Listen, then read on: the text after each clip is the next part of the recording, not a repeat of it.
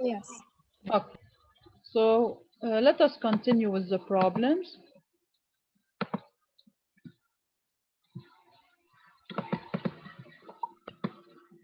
Now, this problem is about calculation of the flow of mass during convection.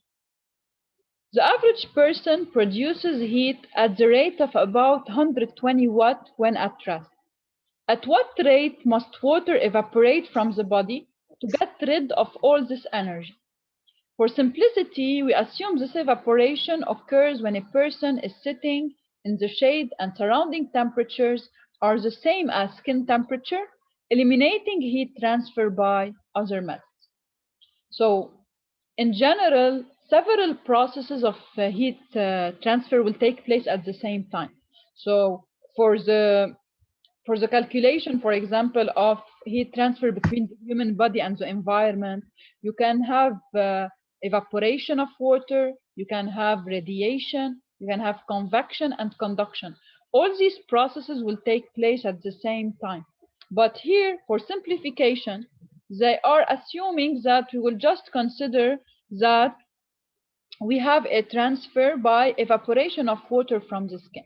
So you know that your body, to get rid of the heat it produces, it can use the evaporation process through the skin. Okay, so this is an application of this case. So what we will do here, we just have little of given, but it's enough to solve for what they want. They just gave us the heat that should be eliminated from the body. So you need to evacuate this amount of heat from your body through evaporation of water at skin. So here they want us to calculate what should be the rate of evaporation. When we say rate of evaporation, what will be the unit in this case? Gram per second. Exactly, gram or kilogram per second. So it depends on if you want what is the final unit you want. Here, for example, they express the final result in gram per minute. So it's fine for units. You can just play with units as you like. So here, in general, the rate is in kilogram per second, and we can express it in gram per second and also in gram per minute. Now, in order to solve such problem, first I will write the heat equation. What is the rate equation here? The heat equation here is that I am transferring heat of my body. I am eliminating it by evaporation process. So I can say that the heat produced by my body, so Q body, and also it's a rate. So if you want, it's dq by dt. Okay, dq body by dt should be equal to the evaporation rate, which is dq evaporation by dt. Okay, first, the rate of the body is given. It's 120 watt. Now, what is the equation of the rate that is evaporated? Whenever we have evaporation, this means I have change of phase. I am going from water to vapor. So it is in the form of a latent heat. Okay, this Yes, is too what, later. yes, we know that latent heat is M times L of fusion, or here L of evaporation in this case. Okay, because I'm going from water to vapor phase. So in this case, it is the expression is dm by dt. Dm by dt is the rate of evaporation. Okay, so the unit of dm by dt is in kilogram per second. And I should multiply this by the latent heat of evaporation, which is called LV, which unit is joule per kilogram. And you can make sure that the units are consistent, because when you multiply joule per kilogram by kilogram per second, you will get as a final unit joule per second, which is watt. Okay, which is watt. So here, the only what I want to calculate in my problem is the mass rate of evaporation. So I am interested in dm by dt. Okay, or here they express it as m over t. So simply from this equation, I can deduce that the rate of mass dm by dt is simply the heat of the body, the heat flux of the body over the latent heat of evaporation. So from my equation, I can write that dm by dt is equal to 120 over latent heat of vaporization. And for evaporation also here I can get it from tables. So it is latent heat of transfer from water to vapor state. So once I find it, it is equal to 2430 kilojoule per kilogram. Here it depends on the unit I want to use. Okay, if I want to find the mass flow rate in gram per second, I can convert this LV to joule per kilogram. Okay, joule per gram, sorry. So since it is 2430 kilojoule per kilogram, it's equivalent to 2430 joule per gram. And now if I replace the value of LV by joule per kilogram, the resulting unit, as you can see, joule will be simplified and the resulting unit will be in gram per second. And I can convert it after to gram per minute by multiplying the result by 60. Okay, so be familiar with units because in a lot of problems they ask you to express your final result in this unit. So all you have to do is to say, for example, that 1 minute corresponds to 60 seconds. So if I have the flux in gram per second, in order to obtain the mass evaporation rate in gram per minute, I have to multiply the result by 60. Okay? Any question on this problem?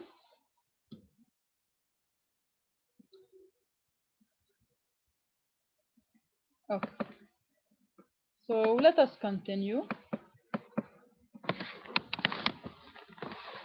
Now we will solve a problem of phase change, ice melting. We have 4 kilograms of water at 25 degrees and 2 kilograms of ice at 0 degrees that are mixed inside an isolated container. What is the final temperature? And is there any ice that is left? The second question, what happens if there was only 1 kilogram of ice? So here, how should I think in such problems? First, I should say that I don't know the final state. When I don't know the final state, I should try to make some calculation to determine if in the final state I will still have ice or not. Okay? How to know this? How should I do the analysis? So, first, I say if I don't want to have any ice left, what should be the condition? I should provide enough heat to melt all the ice present in my problem. So here I have 2 kilograms of ice at 0 degrees. Okay? So first I say if I have 2 kilograms of ice, I should ask myself, the first question is, what is the amount of heat? What is the amount of heat required to heat to melt the total mass of ice? Okay, how to calculate the amount of heat needed to melt the all ice? What should I do? What is the formula? Q total is equal to The latent. yes, it's a latent heat, so it's the mass, which is 2 times the latent heat of fusion. Okay, so I will get a certain number. We will see the calculation. Now, I will check if this heat is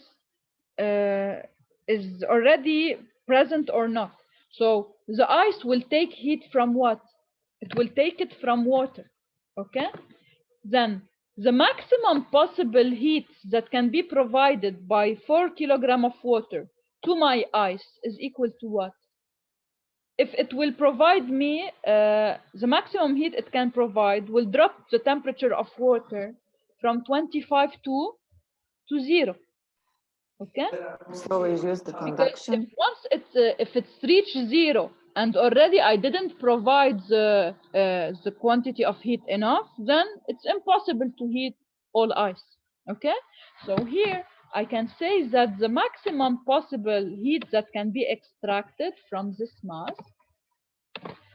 So I should calculate the maximum possible heat that can be extracted from this mass of water. Okay, and this corresponds to what? This corresponds to heat to cooling water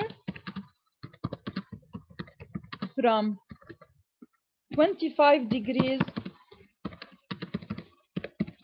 to 0 degrees. Because once I reach 0, then what will happen? I will reach an equilibrium state. The two fluids, which the two phases of the same fluid, which are water and ice, will be then at the same temperature. And once I reach equilibrium state, no more heat transfer is possible. Okay?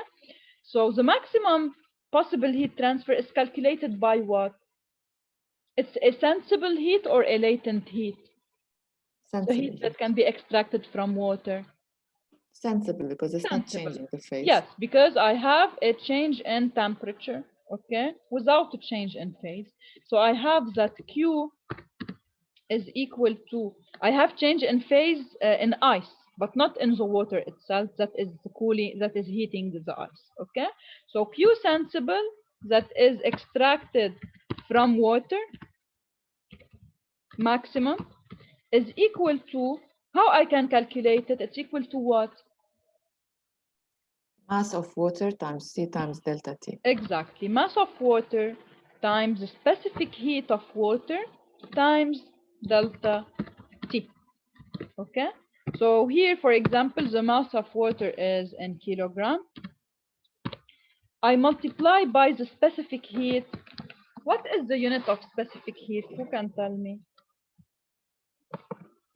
Joule per kilogram per degree Celsius. Very good. So here Q sensible is should be in joule. The mass of water should be in kilogram. And since delta T, let's say, is in degrees here, then the specific heat should be in joule per kilogram per degrees. Joule per kilogram per degrees. So now I do 4 times the value of specific heat of water. It's nearly 4,180, I think, okay, if I'm not wrong, times delta T, which is 25 minus 0. Okay. Now, after doing this calculation, what is the final step to do? I should compare the amount of heat required to melt the total mass of ice with the maximum possible heat that can be extracted from this mass. I have two possibilities. Okay. If the maximum possible heat that can be extracted is higher or equal to the amount of heat required to melt the total mass of ice, what will happen? The whole ice will melt. The whole There ice will be will no melt. ice left. Yes. If it's just equal, what will be the final temperature of my mixture? 0. 0. If it's higher, then all ice will melt, plus I will start to increase the temperature of the mixture because I still have a certain amount of heat that can be transferred from the hot water to the cooler water. Okay? The second possibility is that the amount of heat required to melt the total mass of ice is higher than the maximum possible heat that can be extracted. And then in this case, I will say not all quantity will be able to melt. And I can calculate what is the mass that will melt. How I can calculate the amount of ice that will melt?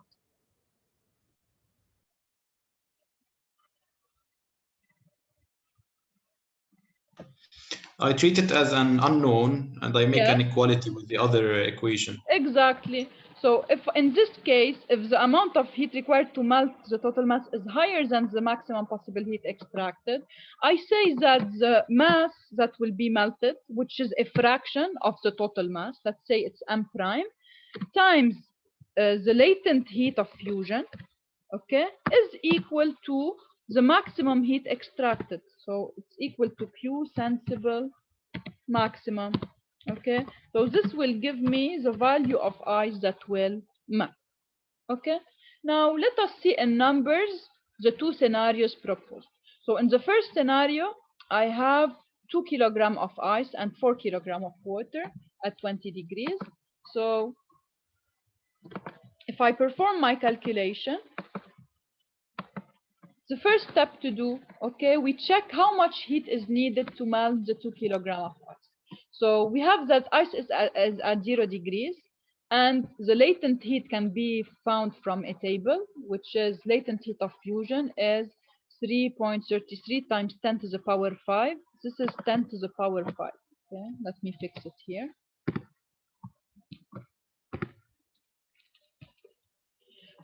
And there are 2 kilograms, so that the total heat needed is Q1 is equal to LF times M. So it is 3.33 times 10 to the power 5 times the mass, which is 2 kilograms. So I can get the total amount of heat needed. Okay. Now, the second calculation I should do is what is the maximum heat I can extract to bring all water to 0 degrees. So knowing the specific heat of water, so it's 4,186. Here, in general, we take it as 4,180. But sometimes if you want to take it, for each time, sometimes it vary a little bit with the temperature.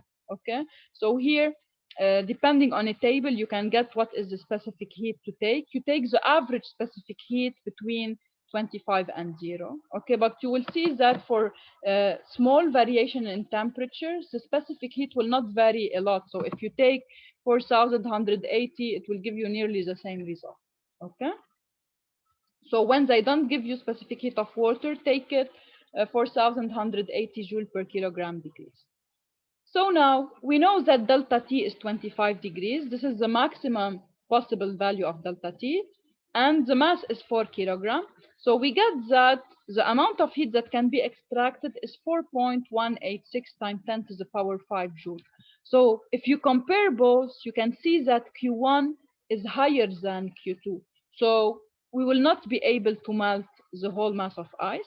So in conclusion, there will be some ice left because Q2 is lower than Q1. The mixture will stay at 0 degrees and no further heat transfer will take place because heat can only be transferred if there is a temperature difference. And here, as we calculated together, we can add the question, what is the fraction of mass that will be, of ice that will be melted? So all we have to do is to calculate m prime from the equation we described together. And if we want to find the fraction of ice, we divide m prime by the mass m, and we can find what is the percentage of ice that will melt in this operation. Any question on this part? Yes, Yes. please. Yes. Don't we, by solving it this way, aren't we deciding in advance the temperature that it is 0? Okay, look, here's the idea. You make an assumption.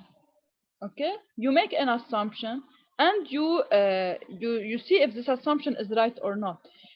And what you did, you assumed that if maximum, I extract the maximum heat from water, what will be this maximum? Okay, now in order after to determine if you are able to extract all this heat or not, you will compare Q1 and Q2. So you cannot know previously what will be the final temperature of water. Okay, but to be able to decide, you should compare these two amounts of heat to make your conclusion. What are the two amounts of heat to compare? First, you need to check what is the heat needed to completely melt ice. Okay, and the second, and this heat will be taken from what? It will be taken from water. Okay, so you should see what is the maximum potential heat that can be taken from water. Then you compare the two. Okay, now of course not in all cases you will end with 0 degrees, because if Q2, if you found out that Q2 is higher than Q1, so you will say I will not reach 0. No, I will reach a higher temperature. This is what we will do in the next step. Okay, but to be able to decide what will happen, you should compare the maximum heat that can be extracted from your water with the heat needed to melt completely your ice. And based on the comparison between these two amounts of heat, you will make your conclusion. So here in the first calculation, we have seen that even if we extract all possible heat from water, we will not be able to cover the need to melt completely ice. So we are sure now that the mixture final temperature will be 0 degrees, because we will still have ice in the mixture. And now we can add the question, how much ice will melt? So then we say, since we are not able to melt all heat, so the final temperature will be 0. And once we are down to 0, this means that we were able to extract the whole sensible heat in my water, which is 4.186 times 10 to the power 5 joule. And I say, for this amount of heat extracted, I can melt a mass equal to m prime times the latent heat of fusion. So I can compute m prime, and from calculation, you can make sure here again that m prime will be smaller than 2 kilograms. So you can calculate what fraction of ice will melt in this case. Okay. Is this clear? Yes, yes, thank you. Okay. Now, let us see the other scenario that is possible. So now, instead of having 2 kilograms of ice, we changed the question to have just 1 kilogram of ice. So if I just have 1 kilogram of ice, the amount of heat needed to melt completely ice will be reduced twice. So I will have the half of the initial heat required. So Q1 will be 1 times 3.33 times 10 to the power 5, which is 3.33 times 10 to the power 5 joule. And now if you compare with Q2, Q2 is 4.186 times 10 to the power 5. So it is a lower amount. Q1 is lower than Q2. Then what can I say now? I can be sure in this case, since Q1 in the second question is smaller than Q2, then I will be able to melt completely ice, and my final temperature will not be 0. Why it will be higher than 0? Because I still can have heat exchange between the two, because water will reach a value of when completely ice is melted, the temperature is not yet 0. Okay, because I haven't extracted all energy I can take to reach 0. To reach 0 degrees, I should extract from water 4.186 times 10 to the power 5. So at the stage when I extract 3.33 times 10 to the power 5 joule, I still have an amount of heat, which is the difference. This difference in heat will be taken to increase the temperature of my mixture. Okay, so how can I write now my equation in order to find the final temperature? All I have to do is to write the balance. What will happen now? What will happen is that the total amount of heat that will be transferred will be equal. So Q2, okay, Q2 will, I will take a part of Q2 to melt ice completely. And for the remaining part, what will happen? The remaining part of heat will be provided to increase the temperature of my mixture. Okay, so it will be equal to a plus, if you want, here the mass. So here I have ice and I have water. Okay, so if you want, let me see it. Let us see it in numbers together here.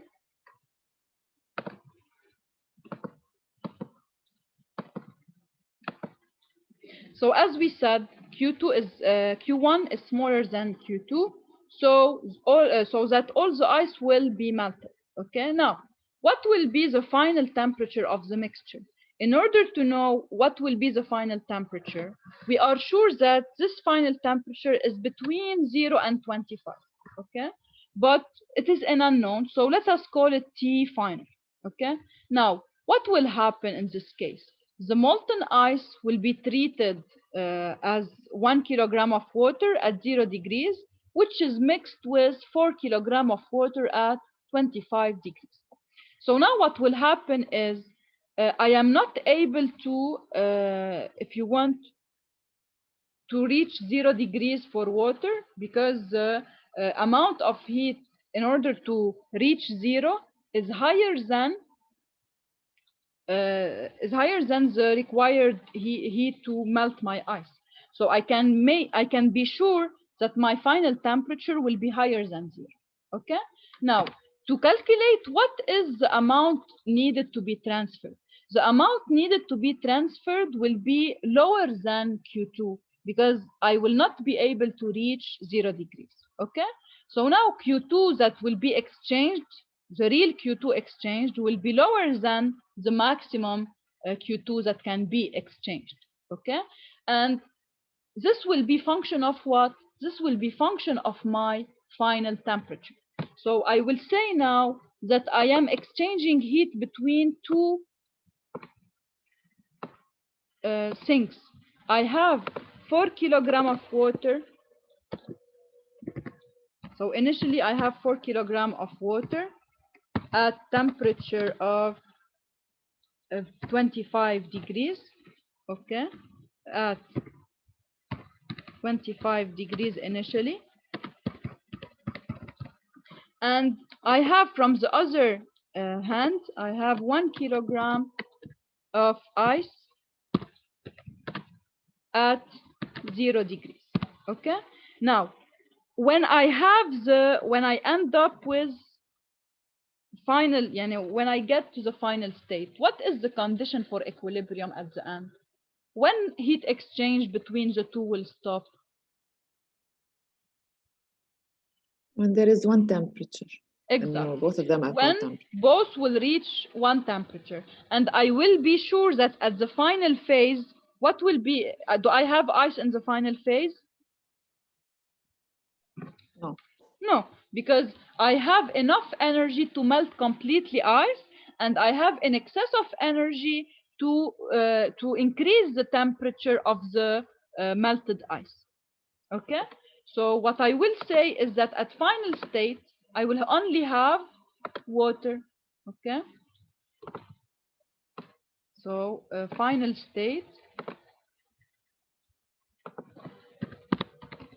at final state I just have water at T final. Okay. So دكتور نحن اللي عملناه انه we checked اذا ال Q1 اقل من Q2, then Yes. we considered ice as water at 0 degrees. Then we considered what? Then we considered the ice Yes. as water at 0 degrees. No, then we considered, yes, we considered that first I need to provide enough heat to bring ice from completely to the water state. Okay, and after this, once it is completely in water state, heat exchange will continue, because I still have a difference in temperature between the water that is initially at 25 degrees and is cooling, but this water is not didn't reach 0 yet, so it is still able to exchange sensible heat with the 4 kilogram of water that are with the 1 kilogram of water that was melted. Okay, يعني انت initially what will happen in a first phase, 4 kilogram of water at 25 degrees حطوطة temperature تبعهم in order to melt ice. Okay, at the stage when you melt completely ice وقت نصير هون 0 degrees, 4 kilogram of water هيكونوا بعضهم higher than zero. يعني هيكون عندك a certain temperature here higher than zero. This is why heat transfer will not stop here. Heat transfer will continue, okay, until reaching an equilibrium temperature. يعني هيضل يعطي هول ال 4 كيلوغرام of water هيضلوا يعطوا heat للmelted ice لحديت ما نوصل ل uniform temperature in the mixture. Okay? This is why if I want to write the balance equation, I will say that for the 4 kilogram of water, the temperature will drop from 25 to the final equilibrium temperature, which is T final. So I can write that the specific heat of water times the mass of water, which is 4, times 25 degrees minus T final, is equal to this heat that is released from the 4 kilogram water at 25 degrees will be divided into two parts. A first part will melt completely ice, and a second part will be exchanged until reaching the equilibrium state. So it will rise the temperature of melted ice to a certain final equilibrium temperature TF. So it is equal to the latent heat of melting plus the amount of heat that should be provided to the 1 kilogram of melted ice to increase its temperature from 0 to the equilibrium temperature T final. Okay, and then this equation will only have one unknown, and this unknown is TF. So I can calculate what will be the value of T final, and of course I can be sure that this T final will be between 0 and 25 degrees. Okay. Do you want me to repeat something? If something is not clear, I can repeat. No, but this was a hard question. Yes, exactly. It's a hard question. But no, once I know how the procedure of thinking, I can solve any problem in this way, using these concepts. Okay? So let us continue with the remaining problems.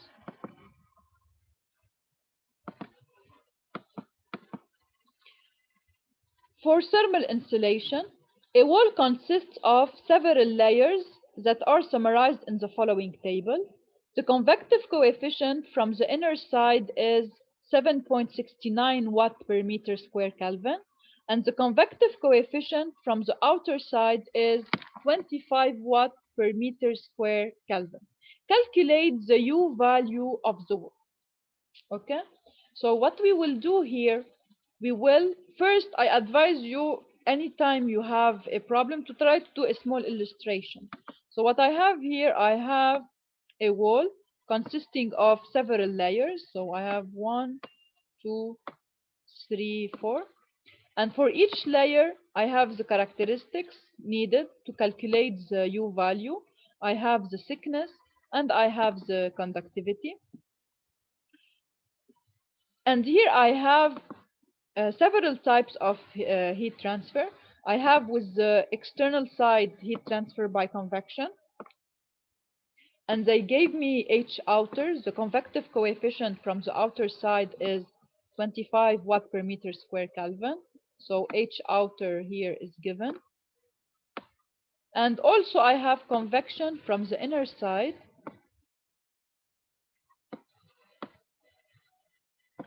Which is H inner, equal to 7.69 watt per meter square.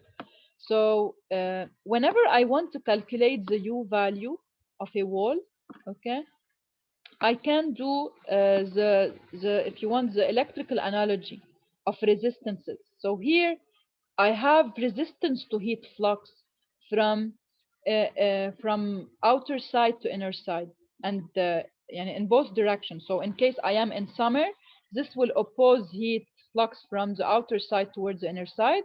And in case I am in winter, this will oppose loss of heat from inner to outer side.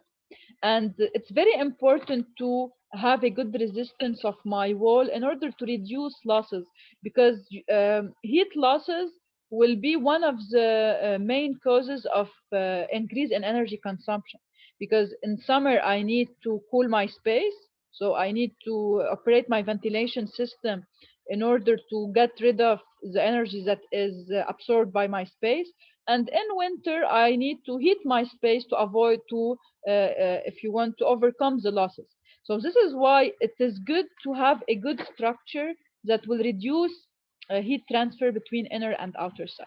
Okay, and now I can calculate resistance due to convection as we have seen in the course material, and we can calculate also resistance due to each layer, because each layer will develop a certain resistance. And who can tell me what is the formula of resistance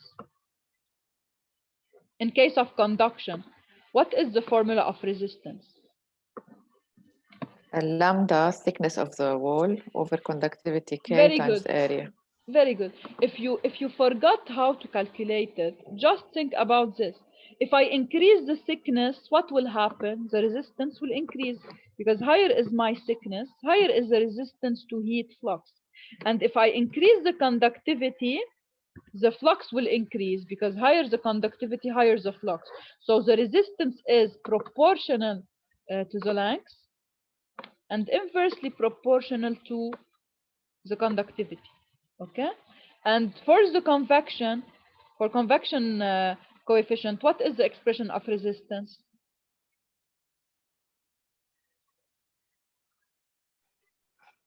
You mean of the U? Yeah. 1 over UA. Yes, نحن عنا, look, you have the overall coefficient. يعني أنتوا first you calculate the total resistance, then the over U value is 1 over R. Okay, so the resistance of convection Yes. هي 1 over H. يعني for the outer, when you want to calculate for the outer side what is the resistance, it's 1 over the outer convective coefficient. لأنه كمان you can think in this way: higher is the convective coefficient, higher is the heat by convection. So to have a resistance higher, to have a higher resistance, I should have, it's inversely proportional to H. So lower is H, lower is the convective coefficient, higher is the resistance to heat transfer. Okay, so the resistance in convection is calculated as 1 over H, while the resistance in conduction is calculated as L, which is the thickness over the conductivity. And the unit of resistance, you can make sure that in both cases the unit of resistance will be in meter square Kelvin per watt. Okay, so because you know that the convective coefficient unit is watt per meter square Kelvin, because when you want to calculate Q convection, how you calculate it? Q convection is equal to H times area times delta T. Okay, and we know that Q convection is in watt. So if you want here, it's Q dot, always array dQ by dt. dQ convection by dt is HA delta T. So this rate of convection is in watt. The area is in meter square. The temperature delta T is in degrees or Kelvin. Okay, so the corresponding unit of H will be watt per meter square Kelvin. Look, the meeting will end. I will open a new session. Okay, yeah, I will open a new session. Just here, watt per meter square Kelvin. So if you forgot the unit, you can get it from this formula. So when you do 1 over H, you will get meter square Kelvin per watt.